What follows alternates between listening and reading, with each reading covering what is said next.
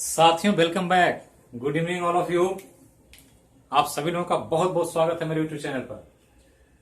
आज हम लोग इस ऑनलाइन क्लास में समान विज्ञान के अंतर्गत जो टॉपिक चल रहा था फिजिक्स में, उससे एक रिलेटेड छोटा सा टेस्ट देने जा रहे हैं, जिसका नाम हमने लिखा है, बहुत लोग जानते हैं, क्वेश्चन आवर। जो कि हमने कहा था कि अब जी या गुरुत्वीय त्वरण से संबंधित सारा विषय वस्तु आपने पढ़ लिया, तो एक एक करके हम कुछ क्वेश्चन आवर की मदद से जी और जो भी पढ़े हैं, सिंपल पेंडुलम, लिफ्ट, ये सब को देख करके एक साथ समझने का प्रयास करेंगे।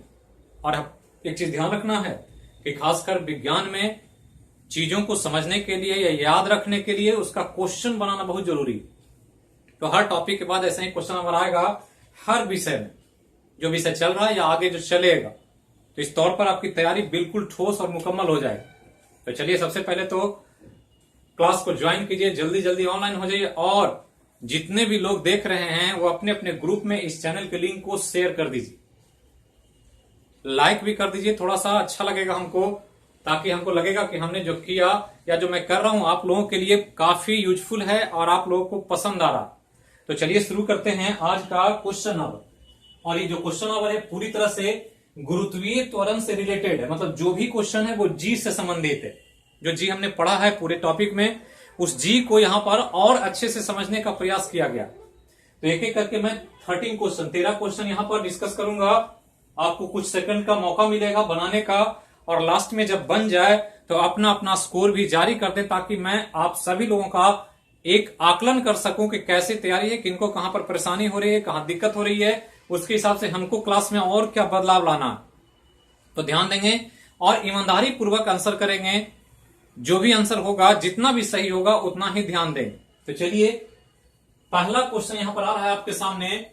जी एक राशि है, तो जी के बारे में पढ़ा है, तो जी को पहले तो समझना है कि जी क्वांटिटी है और एक भौतिक राशि।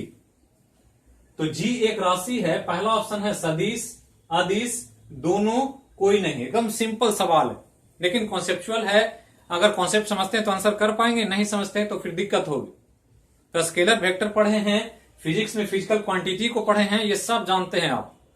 तो जल्दी से आंसर कीजिए। जी एक राशि है, सदिश, ए ऑप्शन, बी ऑप्शन अदिश, सी में दोनों, और डी कोई नहीं। क्या आंसर होगा? तो चलिए अब हम इसको सॉल्व करते हैं। आंसर जो है इसका, वो आंसर ए है, सदिश राशि। क्यों सदिश है, पहले समझना है इसको। तो जी क्या है ये ध्यान दें। तो जी को हमने कहा है गुरुत्वीय त्वरण। गुरुत्वीय त्वरण कह रहे हैं इसको, मतलब कि एक्सेलरेशन ड्यू टू ग्रेविटी। और गुरुत्वीय त्वरण में त्वरण आ गया। और त्वरण क्या होता है? वेग परिवर्तन की दर को त्वरण कहते हैं। तो वेग और वेग में परिवर्तन समय के साथ त्वरण कहलाता है। इसलिए वेग में परिवर्तन जो होगा समय के साथ, वो खास डायरेक्शन में होगा। गुरुत्वीय त्वरण जी जो है हमेशा लगता है किधर? तो पृथ्वी के केंद्र की तरफ। तो केंद्र की तरफ डायरेक्शन फिक्स है, इसलिए क्या है? सदिश राशि। या त्वरण जितना भी होता है सब सदिश राशि। और हमने ट्रिक बताया था कि जिसमें y या ब आ जाए वो नॉर्मली सामान्यतः सदिश ही होता है। तो ये ध्यान रखना है कि दिशा फिक्स है, त्वरण है ये, और ये एक ऐसी क्वांटिटी है जो एक खास डायरेक्शन में काम करता है, और इसलिए ध्यान देना है कि ये एक सदिश राशि है। दूसरा क्वेश्चन आ रहा है आपके सामने कि एक पिंड को ऊंचाई से गिराया जाए तो उसका भार। बहुत कॉन्सेप्चुअल क्वेश्चन है, ध्यान रखना। थोड़ा सा भी कॉन्सेप्ट से आप डगमगाएंगे, हटेंगे, क्वेश्चन गलत हो जाएगा।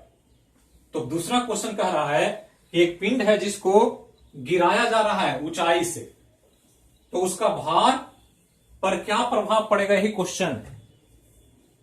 तो कह रहा है एक पिंड को गिराया जा रहा है ऊंचाई से, तो गिराया जाए तो उसका भार पर क्या प्रभाव पड़ेगा।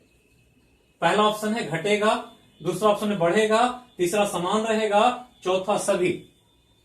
जल्दी से आंसर कीजिए और आंसर को कलेक्ट करते रहिए। लास्ट में आप एक एक्युमुलेट करके पूरा को जोड़कर बताएंगे कि 13 में कितना सही हुआ। तो ध्यान रखना है। तो एक पिंड की ऊंचाई को ऊंचाई से गिराया जाए तो उसका भार घटेगा, बढ़ेगा, समान रहेगा, सभी। मतलब ये मार्कर है, तो इसको छोड़ा जाए तो नीचे गिरेगा ये। तो नीचे गिर रहा है, तो ये गिरते समय इसका भार पर क्या प्रभाव पड़ेगा? समान रहेगा, बढ़ेगा या घटेगा, या सभी। तो आप पढ़े हैं, ये दूसरा नंबर क्वेश्चन है और दूसरा नंबर में क्वेश्चन में कह रहा है भार के बारे में। भार पर है W बराबर M इंटू जी। यही पढ़े थे हम लोग जब भार और द्रव्यमान हम पढ़ाए थे। तो कोई पिंड है, उसका मास में कोई बदलाव नहीं है, लेकिन क्या ऊंचाई से गिरा रहे हैं, ऊपर से नीचे आ रहा है पिंड, और ऊपर से नीचे आता है। और पढ़ते हैं कि ऊंचाई h पर जाने पर या ऊंचा जाने पर, ऊंचाई पर क्या होता है, क्या होता है, जी घटता है।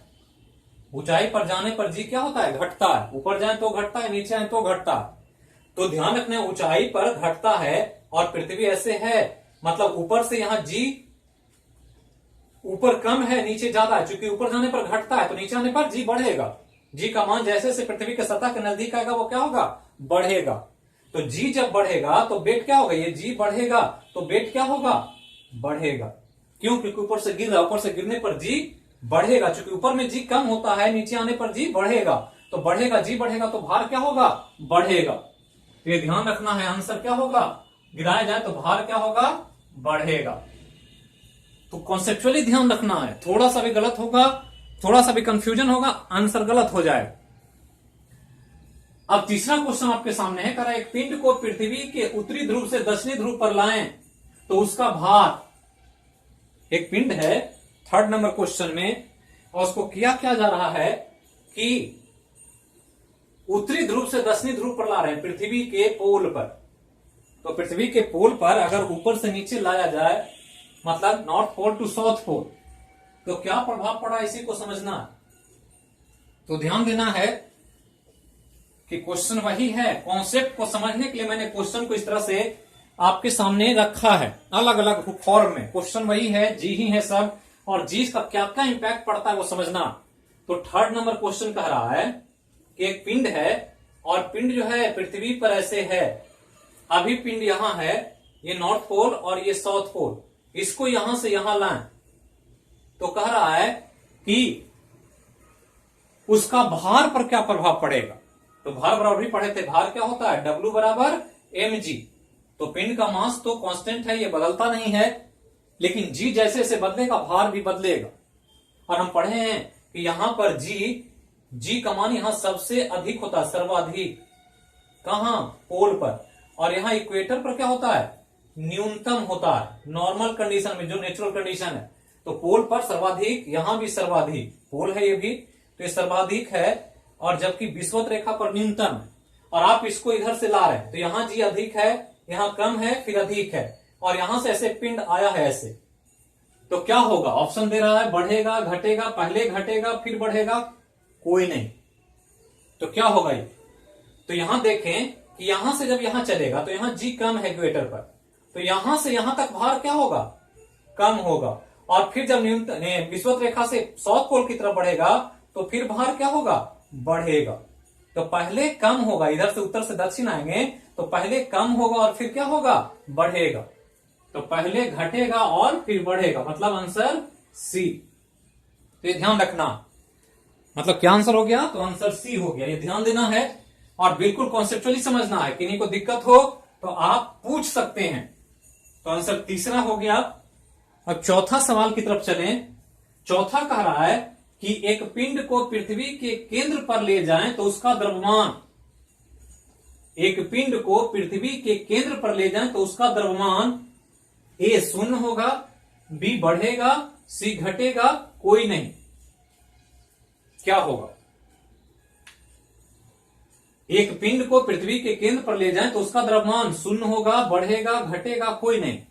तो कहां ले जाना है, पृथ्वी के केंद्र पर ले जाना है पिंड को। और किसके बारे में पूछ रहा है, द्रव्यमान के बारे में। तो द्रव्यमान के बारे में तो आपने पढ़ा है कि द्रव्यमान कभी नहीं बदलता, उसको कहीं भी ले जाएंगे कोई फर्क नहीं पड़ेगा। अगर भार पूछता तो बदलाव होता, क्योंकि भार जी से रिलेटेड है, जी जैसे से बदलेगा भार बदलेगा। लेकिन यहां पूछ रहा आपके बारे में, आपके लिए द्रव्यमान के बारे में पूछा गया, तो द्रव्यमान पूछा गया तो द्रव्यमान कहीं भी रहे, एम का मान, ये एम जो होता है W बराबर mg, ये m तो कांस्टेंट है, ये तो किसी पिंड के लिए फिक्स है, नहीं बदलने वाला। लेकिन g बदलता है तो भार बदलता है। तो ध्यान रखना है कि चौथा जो है इसमें मास के बारे में पूछा, और मास एक इंडिपेंडेंट क्वांटिटी, मौलिक राशि जो कभी भी बदलता नहीं है। तो जैसे है वैसे ही रहेगा, चाहे उसको कहीं ले जाए। तो परिवर्तन नहीं होगा, ना शून्य होगा, ना बढ़ेगा, ना घटेगा, मतलब क्या, तो आंसर नहीं है ऑप्शन में। तो चौथा ऑप्शन होगा क्या, कोई नहीं। तो ये ध्यान रखना, अगर भार देता तो क्या होता, अगर भार देता तो आंसर शून्य हो जाता। क्यों, क्योंकि पृथ्वी के केंद्र पर, ये जो पृथ्वी है, उस पृथ्वी के केंद्र पर अगर जी को कैलकुलेट करेंगे तो यहां सेंटर पर जी का मान 0 होता है। ये पढ़े हम लोग, जी एट डिप्थ बराबर जी इंटू 1 माइनस डी बटा आर। जब डेप्थ सेंटर पर आ गए तो ये डी का मान कितना हो गया, आर हो गया। डी कितना हो गया, अंदर आ गए यहां केंद्र पर, तो डी जितना गहराई गए वो त्रिज्या के बराबर गए। तो यहां आर वैल्यू रखेंगे, तो आर रख दें तो जी इंटू 1 माइनस आर बटा आर, ये आर कटेगा तो 1 माइनस 1 तो बराबर जी 1 माइनस 1, तो जी इंटू 0 बराबर वैल्यू 0, तो जी 0 हो गया, मतलब यहां जी 0 तो वेट 0 हो जाएगा। तो भार शून्य होगा, लेकिन द्रव्यमान पर कोई फर्क नहीं पड़ेगा। द्रव्यमान एज यूजुअल जैसे सतह पर होगा, केंद्र पर होगा, कहीं भी ब्रह्मांड में ले जाएंगे, पिंड का द्रव्यमान कभी बदलेगा नहीं अगर उसको विखंडित या डिसइंटीग्रेट ना किया गया। तो ये ध्यान रखना। तो ये हो गया चौथा सवाल। अब चलिए पांचवा सवाल की तरफ, और पांचवा सवाल कह रहा है कि गुरुत्वीय त्वरण का मान, गुरुत्वीय त्वरण जी का मान कितना होता है, गुरुत्वीय त्वरण जी का मान कितना होता है। जल्दी से सोचिए। पहला ऑप्शन है 9.8 मीटर पर सेकेंड स्क्वायर, बी है जीएम बटा आर, सी है जीएम बटा आर स्क्वायर, और डी है जीएम बटा आर प्लस एच का होल स्क्वायर। क्या आंसर हो, एकदम बहुत इंपॉर्टेंट क्वेश्चन है। तो देखते भी रहिए, शेयर भी करते रहिए, लाइक भी करते रहिए, और चीजों को कंसंट्रेट होकर एकाग्रता के साथ देखिए। यही सब क्वेश्चन एग्जाम में आपको फ्रीक्वेंटली पूछा जाएगा। तो ध्यान रखना है, समान विज्ञान का ये सब फिजिक्स के अंतर्गत सबसे महत्वपूर्ण क्वेश्चंस के सीरीज में है। तो ध्यान देना है।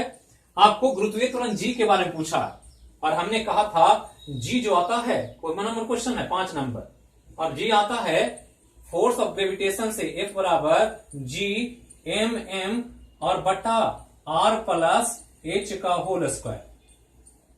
यही जब पृथ्वी के सतह से ऊंचाई पर कोई पिंड होता है, आगस अगल बगल होता है, तो यही जी फोर्स ग्रेविटेशन, और इसमें मास द्रव्यमान से भाग दे देते हैं, एफ जी बटा एम भाग दे देते हैं, तो ये बदल जाता है जी एम बटा आर प्लस एच का होल स्क्वायर। और यही फोर्स बटा मास क्या होता है, त्वरण होता है, जिसको जी कहते हैं। तो जी बराबर जी एम बटा आर प्लस एच का क्या, होल स्क्वायर।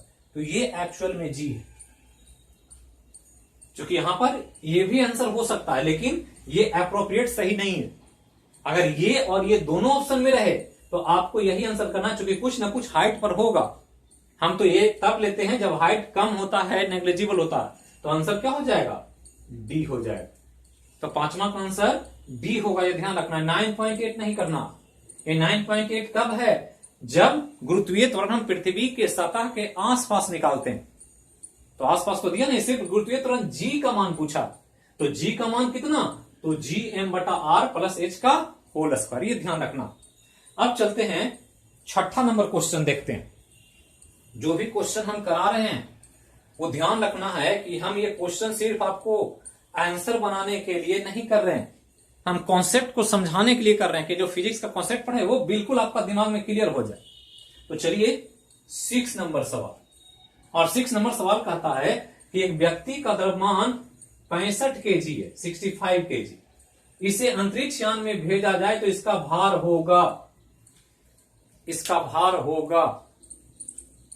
यह पूछ रहा है क्या, कि एक व्यक्ति का द्रव्यमान 65 केजी है और इसे कहां भेजा जाए, अंतरिक्ष यान में भेजा जाए, एस्ट्रोनॉट प्लेन में या स्पेस प्लेन में। जैसे चंद्रयान 2 था तो एक अंतरिक्ष यान था, बहुत सारे अंतरिक्ष यान जाते हैं स्पेस में, तो अंतरिक्ष यान में भेजा जाए तो उसका भार कितना होगा। तो यहां क्या पूछ रहा है, भार पूछ रहा है। तो भार तो बदलेगा, क्योंकि वो जी पर डिपेंडेंट है। ऑप्शन है 65 केजी है इसका मास, और भार पूछ रहा है अंतरिक्ष यान के अंदर। ऑप्शन दे रहा है 65 KG, 637 Newton, 650 Newton, D 0 Newton. क्या आंसर होगा, क्या आंसर होगा, जल्दी जल्दी सोचिए, कॉन्सेप्ट को ध्यान दीजिए। तो एक चीज ध्यान रखना, पहले सबसे पहले रिमार्क करना है कि कोई भी अंतरिक्ष यान बनता है जो स्पेस में जाता है प्लेन, तो उस अंतरिक्ष यान में जी का मान 0 होता है। ये ध्यान रखना है। तो पहला क्वेश्चन तो यही पूछेगा आपसे कि एक स्पेस प्लेन में या अंतरिक्ष यान में जी गुरुत्वीय त्वरण कितना होता है, तो 0 होता। तो गुरुत्वीय त्वरण जब 0 हो गया, तो 0 जब हो गया तो आप जब निकालेंगे वेट W बराबर m इंटू जी, तो मास कुछ भी रहे, मास यहाँ 65 kg है और जी 0 है, तो टोटल वैल्यू क्या होगा, 0 न्यूटन होगा। कोई शक, किसी को कंफ्यूजन? तो ये ध्यान रखना, और स्पेस में जी 0 इसलिए किया जाता है कि बॉडी को अलग अलग ग्रेविटी में रहने की आदत नहीं है। वो 9.8 मीटर पर सेकेंड स्क्वायर में रहने की आदत, लेकिन अब आप मंगल पर जा रहे हैं, चंद्रमा पर जा रहे हैं, बृहस्पति पर जा रहे हैं, तो वहां जी बदलेगा, अलग अलग वेरी करेगा। और इसलिए उनको डिजाइन किया जाता है कि 0 ग्रेविटी में भेजा जाए, ताकि कहीं भी उनके बॉडी पर कोई एडवर्स इफेक्ट, हेल्थ वाइज कोई प्रॉब्लम ना हो। इसके चलते उनको काफी दिनों तक ट्रेन करना पड़ता है, तब जाकर वो प्लेन में बैठने के योग्य होते हैं। कोई भी आदमी को अंतरिक्ष यान में नहीं भेजा जा सकता। भेजने के पहले महीने 6 महीने ट्रेनिंग दी जाती है, बॉडी को उस लायक ढाला जाता है 0 ग्रेविटी में। तो ध्यान रखना है कि अंतरिक्ष यान में 0 होता है जी का मान, इसलिए W बराबर भार 0 हो जाए। तो आंसर क्या हो जाएगा, छठा का डी। ये ध्यान रखना। अब 7वां क्वेश्चन की तरफ चलें। 7वां क्वेश्चन कह रहा है कि मिटा रहे हैं, जिनको दिक्कत हो रहा है वो रिवाइंड करके फिर से वीडियो को देख सकते हैं ताकि वो चीजें समझ सकें। कह रहा है किसी पिंड को पृथ्वी की सतह से समान ऊंचाई तथा समान गहराई पर ले जाया जाए तो जी का मान अधिक कम होगा। ऊंचाई पर, गहराई पर दोनों स्थिति में समान रहेगा, कोई नहीं। किसी पिंड को पृथ्वी की सतह से समान ऊंचाई तथा समान गहराई पर ले जाया जाए तो जी का मान अधिक कम होगा। ए ऑप्शन ऊंचाई पर जाने पर, बी ऑप्शन गहराई में जाने पर, सी ऑप्शन दोनों स्थिति में समान, और डी कोई नहीं। कहां क्या स्थिति होगी? तो ये था ऐसे पृथ्वी। कह रहा है कि पृथ्वी से एक बार हम यहां से ऊंचाई पर जा, यहां ले आए, और इतना ही अगर ये हाइट मान लिया 100 मीटर है तो 100 मीटर हम अंदर जाए, एक बार यहां से जाए एक बार अंदर जाए, तो किस स्थिति में जी का मान ज्यादा कम होगा? क्योंकि कमता दोनों स्थिति में हमने पढ़ा है कि ऊंचाई पर जाने पर जी घटता है, गहराई पर जाने पर जी घटता है, लेकिन किधर ज्यादा घटता है, किधर तेजी से घटता है, ये सवाल पूछ रहा। तो दोनों चीज बताए हम। ये क्वेश्चन नंबर 7 है, और 7 में बताया गया है 2 चीज, जी एट हाइट और जी एट डेप्थ, गहराई पर और ऊंचाई पर। ऊंचाई पर पढ़े थे जी बराबर जी इंटू 1 माइनस 2h बटा आर, और ये पढ़े थे जी इंटू 1 माइनस डी बटा आर। यही दोनों वैल्यू है ऊंचाई पर और गहराई पर। तो इधर देख रहे हैं वैल्यू समान है, ये तो पूरा कॉमन है, ये सब कुछ बराबर है। अंतर इतना है, नीचे भी आर और कॉमन है, लेकिन यहां 2 लगा हुआ है, यहां 2 नहीं लगा हुआ। और अगर डी बराबर एच कर दें, डी बराबर एच कर रहा है, बराबर गहराई और बराबर ऊंचाई, तो ये वैल्यू डी बराबर हो जाएगा। यहां तो डी ही रख देते हैं ऊपर में भी, तो 2d बटा आर है और डी बटा आर है, तो यहां कम राशि घट रहा है, यहां ज्यादा राशि घट रहा है। तो ज्यादा जब घटेगा तो ये वैल्यू क्या होगा, छोटा हो जाएगा। ये कम राशि घटेगा तो ये वैल्यू छोटा, कम घटेगा मतलब ये बड़ा वैल्यू होगा इसकी तुलना। मतलब ऊंचाई पर क्या हो रहा है, ज्यादा घट रहा है, और गहराई पर कम घट रहा है। और यहां पूछ रहा है अधिक कम होगा, किधर अधिक कमेगा?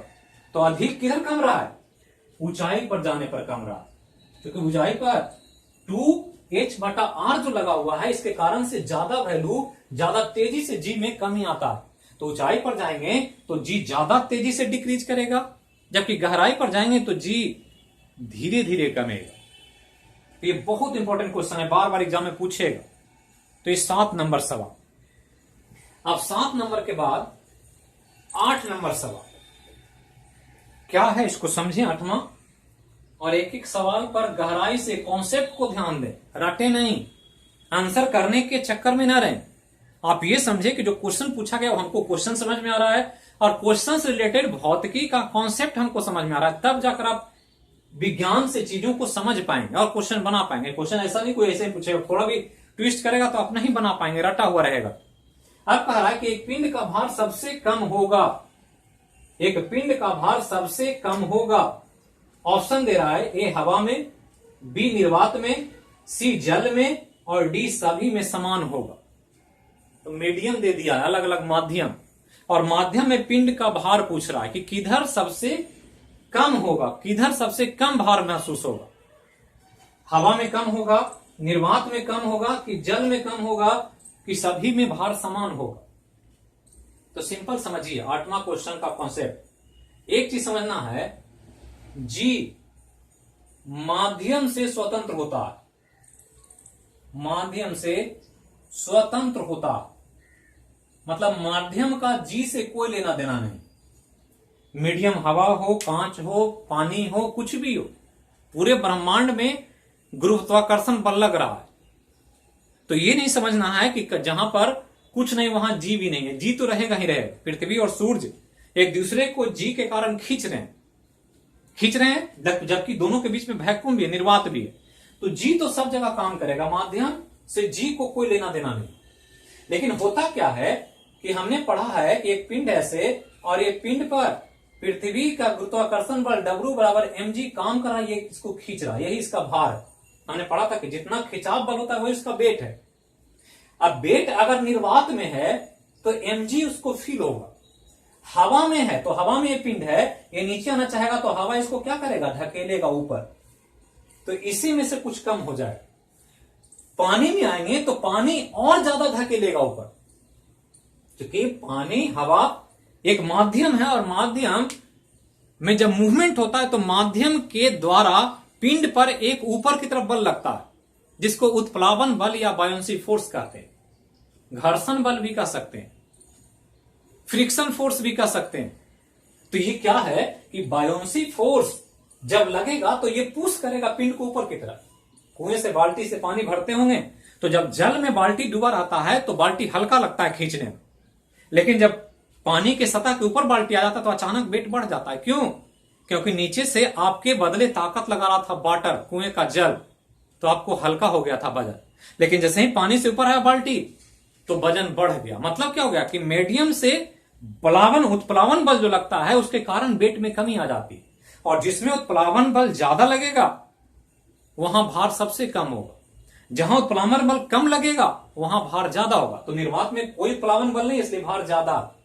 हवा में डेंसिटी है और हवा को उत्प्लावन बल से वेट कमा है, लेकिन हवा से डेंसिटी ज्यादा किसका है, जल का।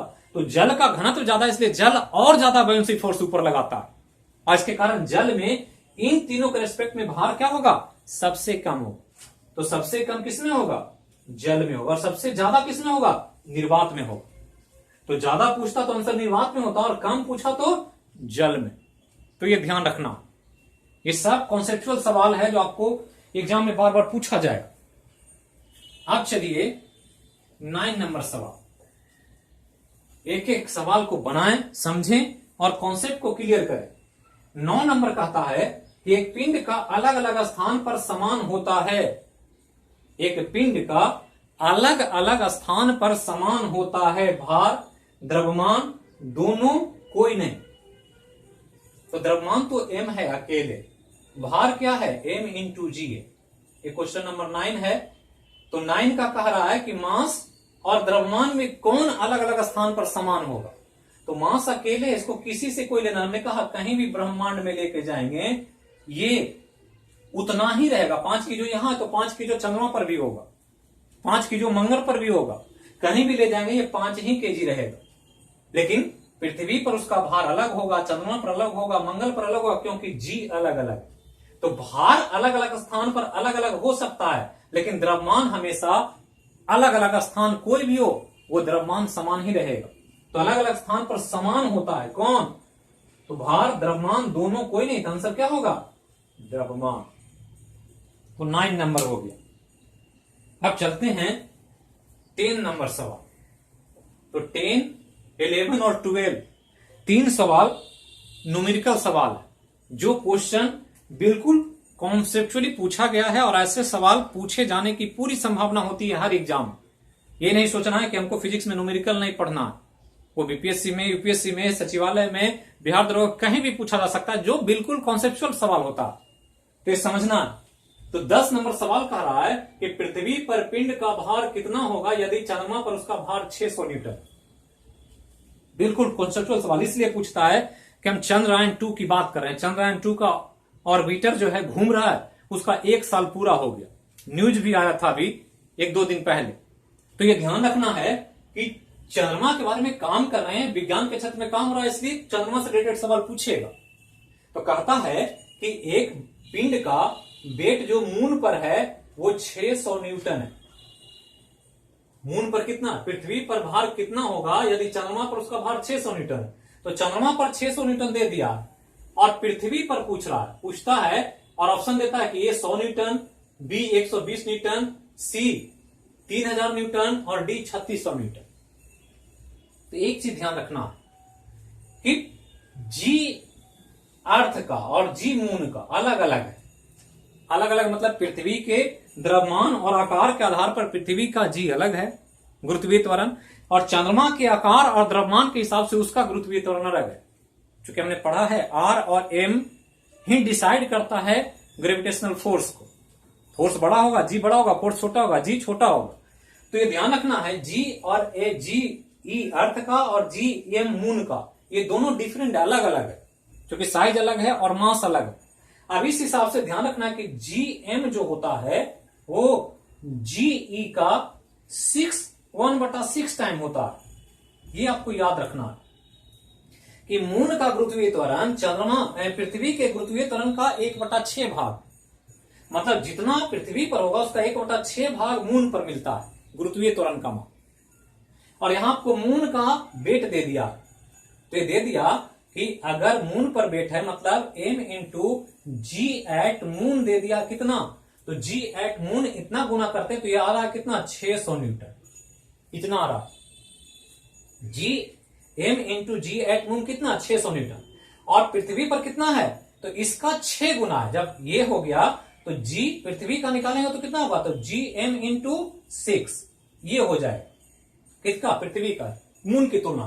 तो इसका वैल्यू दे दिया। अब इसको हम एम जी एम और इंटू 6 कर दें तो ये जो वैल्यू मिल जाएगा, ये जी एम इंटू 6 कर दें तो अब ये हो गया जी पृथ्वी का, क्योंकि यहाँ 1/6 टाइम है तो मून का, तो पृथ्वी का कितना होगा, तो इसमें गुना कर देंगे तो ये क्या हो गया, जी एट अर्थ बराबर कितना, तो मून का 6 गुना। तो मून का 6 गुना यहां कर देंगे तो मिल जाएगा कि कितना वेट होगा पृथ्वी पर। तो यहां 600 न्यूटन इसका आया है, इसका दिया हुआ कितना वैल्यू, 600। तो 600 और गुना 6 तो टोटल कितना हो गया, 3600 न्यूटन। तो आंसर कितना हो गया, 3600 न्यूटन। मतलब चंद्रमा पर अगर 600 है तो 6 गुना ज्यादा भार मिलेगा आने पर पृथ्वी पर। यही उल्टा कर दें कि अगर 3600 न्यूटन वाला चंद्रमा पर चला जाए तो उसका भार कितना हो जाएगा, 600 न्यूटन हो जाए। तो बिल्कुल कॉन्सेप्चुअल है, ये ध्यान रखना है कि जी मून का पृथ्वी का 1/6 गुना, या मून का जी का वैल्यू पृथ्वी की तुलना करें तो पृथ्वी का 6 गुना अधिक है किससे, चंद्रमा से, और चंद्रमा का पृथ्वी से 6 गुना कम है। तो ये ध्यान रखना। तो ये हो गया वैल्यू आपका 10 नंबर सवाल। अब 10 नंबर के बाद चलते हैं और देखते हैं 11 नंबर क्वेश्चन कि 11 नंबर क्या कह रहा है। और 11, 12 बिल्कुल ध्यान से देखना। कह रहा है कि पृथ्वी की सतह से कितना ऊंचाई पर जाएं कि जी का मान आधा हो जाए। जी जो है पृथ्वी के सतह पर उसका आधा होना चाहिए। ऑप्शन दे रहा है 6400 किलोमीटर, 3200 किलोमीटर, 1600 किलोमीटर, कोई नहीं। तो ये पृथ्वी है ऐसे, और पृथ्वी पर यहां जो है ये जी है वैल्यू। कह रहा है इसको ऊंचाई पर ले जाएं, तो कहां पर ले जाएंगे कि ये जी जो है ये G/2 हो जाए, ये पूछ रहा। और ये वैल्यू जो ऊंचाई है ये मान निकाल रहा है, J/2 होने के लिए H का वैल्यू कितना होना चाहिए। तो बहुत कॉन्सेप्चुअल सवाल है, बहुत इंपॉर्टेंट है, ध्यान रखना। मतलब एक पिंड है जिसको पृथ्वी की सतह से कितना ऊंचाई पर ले जाएं कि उसका जी का मान कितना हो जाए, आधा हो जाए। ऑप्शन 6400 किलोमीटर, 3200 किलोमीटर, 1600 किलोमीटर, कौन? तो आपको बताया गया, अभी हम जो उधर क्वेश्चन कर रहे थे तो जी एट हाइट बताए थे, जी इंटू 1 माइनस 2h और बटा आर, ये हमने बताया था कि हाइट पर जी का मान, ये जी पृथ्वी के सतह पर 1 माइनस 2h बटा आर, जहां h हाइट है, आर पृथ्वी की त्रिज्या है, जी पृथ्वी के सतह पर जी का मान, और ये हाइट पर है। तो जी हाइट का मान दे दिया कितना, G/2, तो इसको हम रख देते हैं G/2 बराबर जी इंटू 1 माइनस 2h बटा आर। इसको कटिंग करें ऐसे तो कितना हो जाएगा, 1/2 बराबर 1 माइनस 2h और बटा क्या आर। अब 2h बटा आर करें इधर, तो 2h बटा आर करेंगे तो कितना होगा, ये इधर जाएगा तो 1 माइनस हाफ कितना होगा, हाफ होगा। ये इधर गया और ये इधर आया, तो एक में से आधा घटेगा तो आधा। अब इसको सॉल्व कर रहे हैं इधर ला करके, तो यहां आ गया 2h बटा आर बराबर क्या मिला, हाफ मिला। और h का वैल्यू निकालना है, तो 2h बराबर कितना, तो आर बटा 2। 2h बराबर आर बटा 2, तो आर वैल्यू कितना होता है पृथ्वी का, 6400 बटा 2 कितना, 3200। तो ये 2h का वैल्यू निकला, तो h का वैल्यू कितना, तो 3200 और बटा 2 तो कितना, 1600 किलोमीटर। तो कितना हो जाएगा, 1600 किलोमीटर। तो 11 का आंसर हो गया सी। दिख रहे हैं कि बिल्कुल कॉन्सेप्चुअल है, चीजों को समझना है, अगर किन्हीं को उतारना है तो आप उतार सकते हैं। अब हम लोग चलेंगे 12 और 13 नंबर सवाल देखें। तो वीडियो को जो पहली बार देख रहे हैं और चैनल को जरूर सब्सक्राइब करें, कमेंट बॉक्स में जरूर कमेंट दें। हम कमेंट पढ़ें ना पढ़ें ये अलग मैटर है, हम करते जरूर हैं, रिप्लाई भले ना करते हैं, तो देखते रहते हैं कि क्या हो रहा। और बहुत सारे क्वेश्चन जो जिज्ञासा चल रहा है दिमाग में, दरवा का बैच कब होगा, या बीपीएससी 666 का ग्रुप का जो बात हुआ था वो कब होगा, मटेरियल कब होगा, मटेरियल का जो बुक या मटेरियल के बात हमने किया था वो कब होगा, जो जल्दी हो जाएगा वो सब आप ही लोग के लिए। कुछ चीजों पर काम चल रहा है, काम में डिले होने की वजह से मैं कुछ नहीं बोल पा रहा हूं, क्योंकि जब बोलूंगा तो उस हिसाब से काम होगा। जब टाइम मैं दे दूंगा कि इस डेट से होगा तो आपका काम होगा। तो ध्यान रखना है, कुछ टेक्निकल प्रॉब्लम की वजह से, कुछ गुप्ता सर के ड्यूटी की वजह से दिक्कत हो रही है, तो टाइमिंग अभी सेट नहीं हो पा रहा है।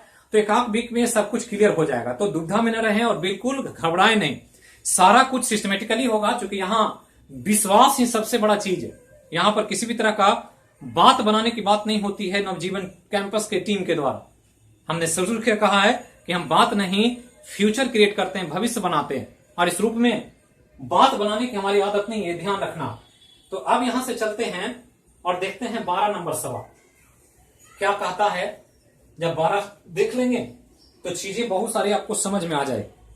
तो 12 नंबर बिल्कुल इसका उल्टा है, वही कॉन्सेप्ट है, वही सवाल। कह रहा है पृथ्वी के सतह से कितना गहराई पर जी का मान आधा होगा। तो अभी ऊंचा गए थे, अब गहरा जाना।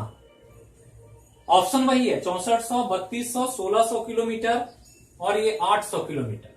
तो यही यहां भी है, यहां कोई नहीं के जगह 800 आ गया है, तो यहां आंसर 1600 आया है। यहां कितना आ गया बनाकर आप देख सकते हैं, लेकिन यहां क्या है, देख में ले गया, मतलब ऐसे ये पिंड है पृथ्वी पर, ये सतह पर है, यहां सेंटर है, ये यहां है। अब करा इसको अंदर लाना, ऐसे होल करें और अंदर लेकर आए, तो कहां पर आएंगे, अगर ये जी यहां है, यहां अगर वैल्यू जी है तो यहां पर जहां ले आए वहां जी बटा 2 हो जाना चाहिए। इसके लिए डेप्थ कितना अंदर जाना पड़े, ये पूछ रहा कि कितना अंदर जाएंगे कि जी का मान जी बटा 2 हो जाए। तो यही तो सवाल है, हम पढ़े थे जी एट डेप्थ बराबर डी बराबर क्या, तो जी इंटू 1 माइनस डी बटा आर। जहां ये गहराई पर जी का मान है, ये जी पृथ्वी के सतह पर है, ये डी डेप्थ है, आर पृथ्वी की त्रिज्या, तो जी एट डेप्थ तो दे दिया है कितना, जी बटा 2, तो वैल्यू रख देते हैं जी बटा 2 बराबर जी इंटू 1 माइनस डी बटा आर। ये कटिंग करेंगे तो हाफ हो जाएगा, तो हाफ बराबर 1 माइनस डी बटा आर, डी बटा आर है। तो डी बटा आर लिखेंगे तो क्या होगा, डी बटा आर करेंगे तो 1 माइनस हाफ कितना, 1 और माइनस हाफ बराबर हाफ हो जाएगा ये। तो डी बटा आर बराबर हाफ, तो डी बटा आर बराबर हाफ आ गया। तो डी बराबर कितना आएगा, आर बटा 2, तो आर कितना 6400 और 6400 बटा 2 कितना 3200 किलोमीटर। आंसर कितना हुआ, 6400, 3200, 1600। तो यहां तो 1600 आया था ऊंचाई पर, यहां 6400, 3200, 1600, 800, तो 3200। मतलब कि ऊंचाई पर आधा हो गया 1600 किलोमीटर में, और गहराई पर 3200 किलोमीटर अंदर गए तब जाकर के आधा हुआ। और ये सवाल यही पूछा था कि किसी पिंड को पृथ्वी की सतह से समान ऊंचाई समान गहराई पर ले जाएं तो अधिक जी का मान किधर कम होता है, तो ऊंचाई पर अधिक कम था। यहां देख रहे हैं ऊंचाई पर अधिक कम रहा, क्योंकि 1600 किलोमीटर पर ही आधा हो गया, जबकि अंदर में वही आधा होने के लिए 3200 किलोमीटर अंदर जाना पड़ा। मतलब ऊपर तेजी से घटता है और नीचे धीरे धीरे घटता है। तो ये दोनों क्वेश्चन को रिलेट करके देखना, तो ये 12 नंबर सवाल। अब 12 नंबर के बाद 13 नंबर सवाल देखना है जो बहुत इंपॉर्टेंट है। अब यहां पर कॉन्सेप्ट है 13 नंबर में जो समझना। क्या कॉन्सेप्ट है? कह रहा है कि पृथ्वी की त्रिज्या बढ़ जाए तो जी का मान क्या होगा? बढ़ेगा, घटेगा, समान रहेगा, सभी। ये पृथ्वी इतना बड़ा है अभी, ऐसे, जिसका मास 6 × 10 का पावर 24 किलोग्राम। ये त्रिज्या 6400 किलोमीटर। ये है, पढ़े हम लोग। पृथ्वी इतना बड़ा है अभी, कहा ये पृथ्वी को ऐसे बड़ा कर दें और सिर्फ त्रिज्या बढ़ाएं। ये 6400 किलोमीटर जो था, ये मोर देन 6400 से अधिक हो जाए। 6400 किलोमीटर से ये वैल्यू बड़ा हो जाए। मास में कोई चेंज ना हो, पृथ्वी वही हो, लेकिन त्रिज्या बड़ा हो जाए, फैल जाए, पृथ्वी एक्सपेंड करे, तो इसका जी का मान क्या होगा? तो यहां पढ़े थे, 13 नंबर सवाल है ये, पढ़े थे कि जी जो होता है, अभी हम बताए थे पिछले क्वेश्चन में, GM बट्टा R प्लस H का होल स्क्वायर होता। मतलब क्या कि यहां जी तो कांस्टेंट है, ये पृथ्वी मास नहीं बदल रहा है, हाइट तो अलग है, वो लेना है, और R ये वैल्यू, मतलब R कह रहा है 6400 से बड़ा, ये बड़ा हो रहा है, ये बड़ा होगा तो ये वैल्यू जोड़ने पर बड़ा होगा, ये बड़ा होगा तो जी क्या होगा? छोटा होगा, क्योंकि नीचे का राशि बड़ा हो रहा है, और नीचे का राशि बड़ा होगा तो जी क्या होगा? छोटा होगा। मास अगर कांस्टेंट कर दिया जाए, मास में कोई बदलाव ना किया जाए, सिर्फ त्रिज्या बदला जाए, तो ध्यान रखना है कि जी का मान जैसे जैसे त्रिज्या बढ़ेगा, जी का मान क्या होगा?